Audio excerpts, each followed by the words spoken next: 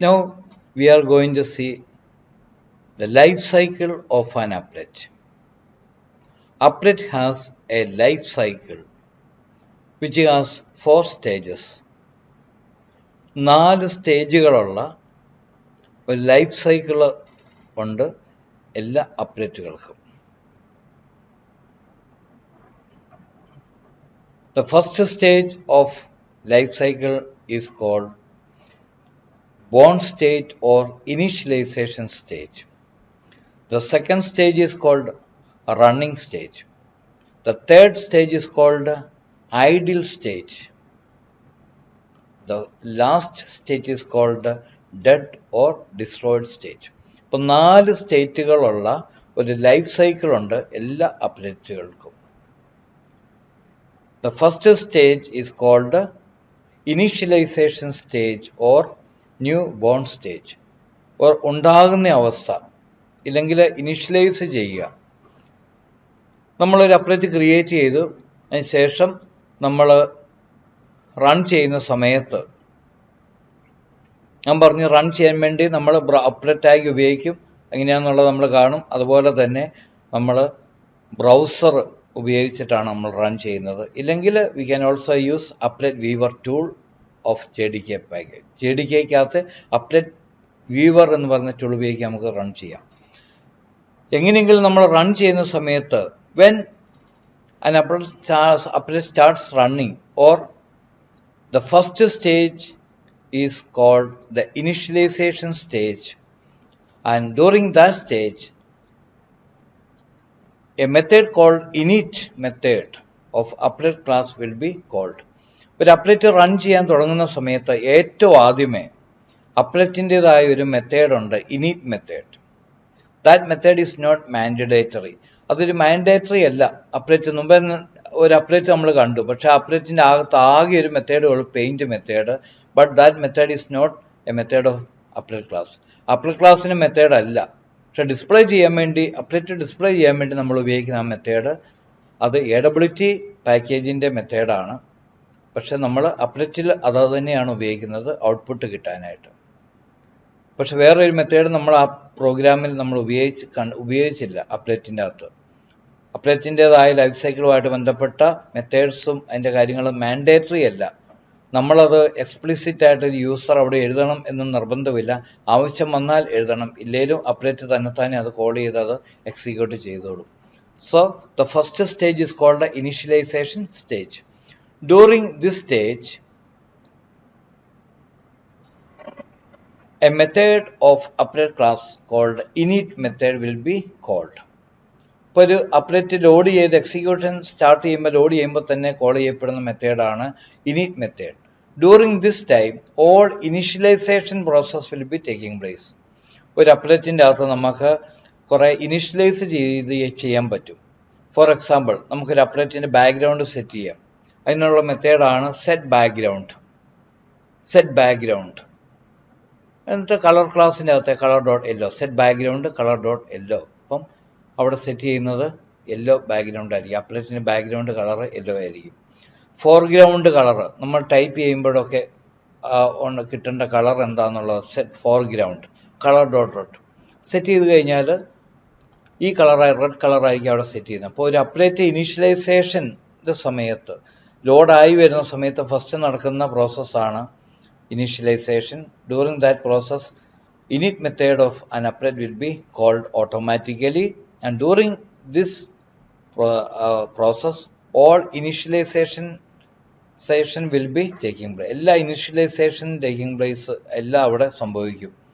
സാധാരണ രീതിയിൽ background settings പിന്നീട് നമ്മൾ കാണും. AWT കൺട്രോൾസ് നമ്മൾ ചെയ്യുമ്പോൾ ആ കൺട്രോൾസ് എല്ലാം ബട്ടണും എല്ലാം ചെക്ക് ബോക്സൊക്കെ ക്രിയേറ്റ് ചെയ്യുന്നതും ആഡ് ചെയ്യുന്നതും എല്ലാം ഈ പറഞ്ഞ ഇനിറ്റ് മെത്തേഡിൻ്റെ അകത്തായിരിക്കും. ഒറ്റ പ്രാവശ്യം ചെയ്യേണ്ട എല്ലാ കാര്യങ്ങളും. ഇനിഷ്യലൈസേഷൻ ഒറ്റ പ്രാവശ്യം നടക്കത്തുള്ളൂ. അപ്പോൾ അതുകൊണ്ട് തന്നെ ഒരു അപ്ഡേറ്റിൻ്റെ അകത്ത് ഒറ്റ പ്രാവശ്യം ചെയ്യേണ്ട എല്ലാ കാര്യങ്ങളും ചെയ്യുന്നത് ഇനിറ്റ് മെത്തേഡിൻ്റെ അകത്തായിരിക്കും. അത് നമ്മൾ ഉപയോഗിക്കണമെങ്കിൽ ആ മെത്തേഡ് നമ്മൾ ഓവർറൈഡ് ചെയ്യണം. അതൊന്നും ഉപയോഗിക്കുന്നില്ലെങ്കിൽ അത് ഓവർറൈഡ് ചെയ്യണം എന്ന് നിർബന്ധമില്ല, മാൻഡേറ്ററി അല്ല. അപ്പം ഫസ്റ്റ് സ്റ്റേജ് എന്ന് പറയുന്നത് ഇനിഷ്യലൈസേഷൻ സ്റ്റേജാണ്. അത് സ്റ്റാർട്ട് ചെയ്യുന്നത് അപ്ലെറ്റ് ലോഡ് ചെയ്യുന്ന സമയത്താണ്. ആ സമയത്ത് അപ്ലെറ്റ് ക്ലാസിൻ്റെ ഇനിറ്റ് മെത്തേഡ് കോൾ ചെയ്യപ്പെടുന്നു.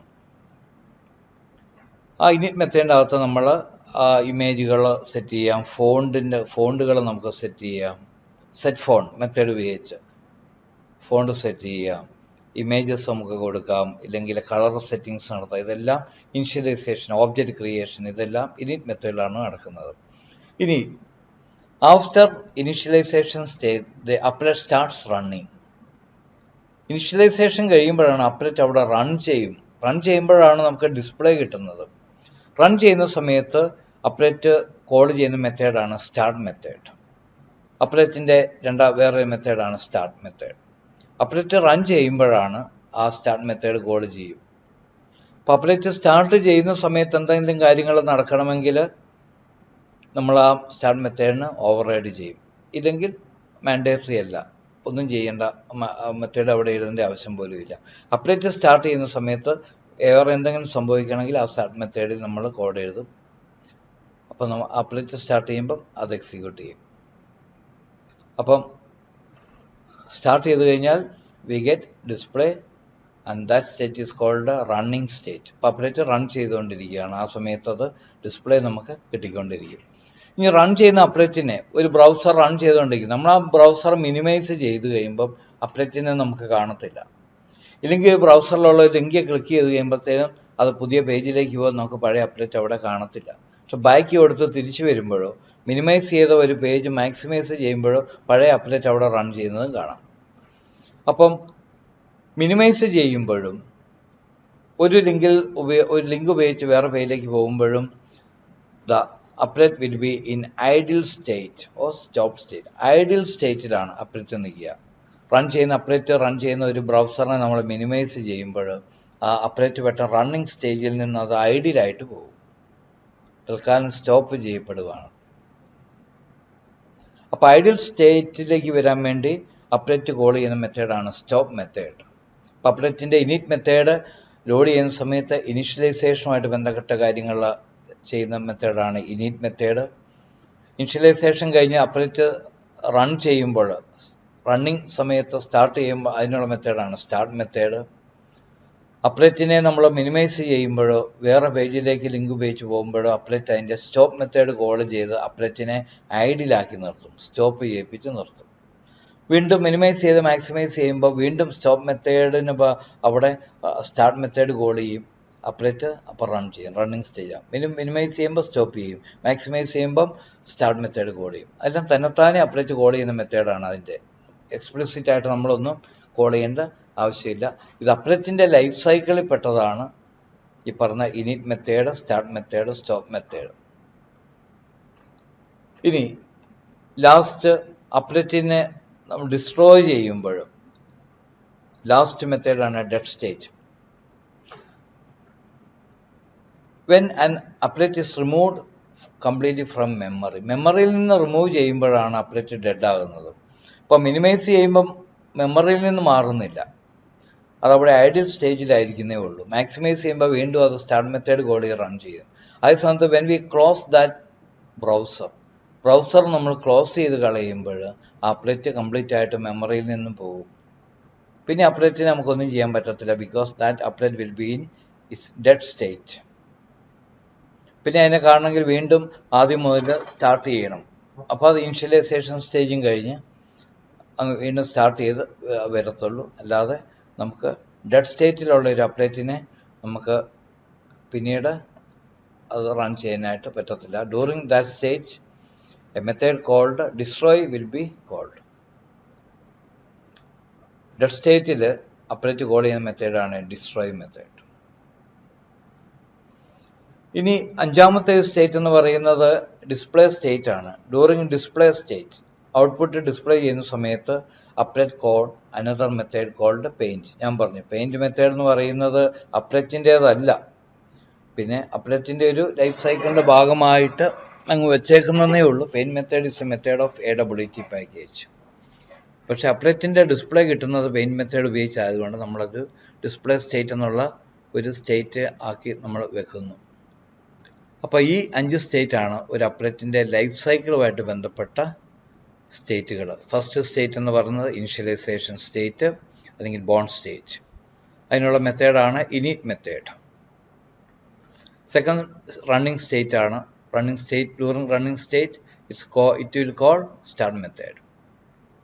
അതിനുശേഷം 3 ഐഡിൽ സ്റ്റേറ്റ്. ഇപ്പോൾ സ്റ്റോപ്പ് മെത്തേഡ് കോൾ ചെയ്യും. ഡെഡ് സ്റ്റേറ്റ് ആകുമ്പോൾ ഡിസ്ട്രോയ് മെത്തേഡ് കോൾ ചെയ്യും. കംപ്ലീറ്റ് റിമൂവ് ചെയ്യുമ്പോൾ, നമ്മുടെ ബ്രൗസർ ക്ലോസ് ചെയ്യുമ്പോൾ. അപ്ഡേറ്റ് റൺ ചെയ്യുന്ന സമയത്ത് ഡിസ്പ്ലേ കിട്ടുമ്പോൾ തന്നെത്താനെ സ്റ്റാർട്ട് മെത്തേഡാണ് പെയിൻ മെത്തേഡിനെ കോൾ ചെയ്യുന്നത്. Start method itself will call paint method. അപ്പോൾ അത് ഡിസ്പ്ലേ സ്റ്റേറ്റിലേക്ക് വരും.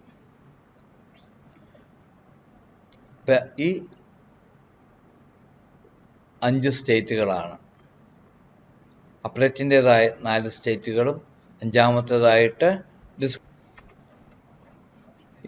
5 സ്റ്റേറ്റുകളാണ് അപ്ഡേറ്റിൻ്റെ ലൈഫ് സൈക്കിളായിട്ട് ഉള്ളത്. ഇവിടെ ഈ ഫിഗർ നമുക്കറിയാം. അപ്ഡേറ്റ് ലോഡ് ചെയ്യുന്ന സമയത്ത് ബിഗിൻ ചെയ്യുമ്പോൾ ബോൺ സ്റ്റേറ്റ്, ഇനിഷ്യലൈസേഷൻ പ്രോസസ്സ് നടക്കുന്നു. ഇനിഷ്യലൈസേഷൻ കഴിയുമ്പോൾ സ്റ്റാർട്ട് മെത്തേഡ് കോൾ ചെയ്യുന്നു, റൺ ചെയ്യുന്നു.